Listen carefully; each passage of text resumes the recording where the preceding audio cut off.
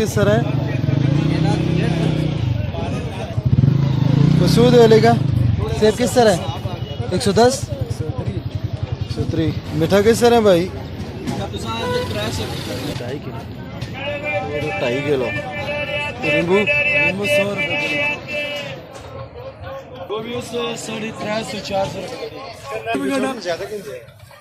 करेला शापर 200 रुपये का भिंडी तुसा दी 250 रुपये दी लौकी 150 ते पुदीना 50 रुपये दे 3 गड्ढे आलू गुंजी लाया जो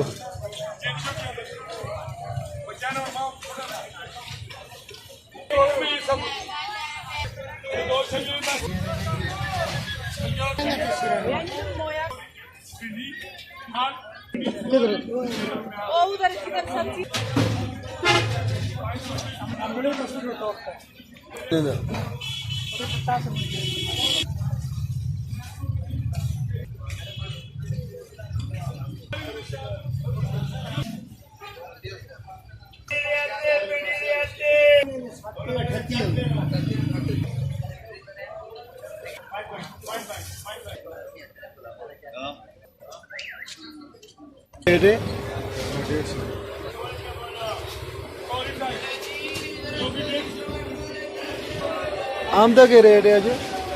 आम लूचा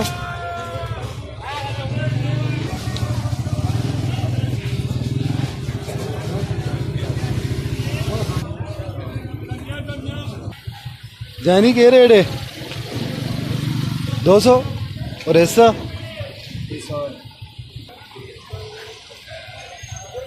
500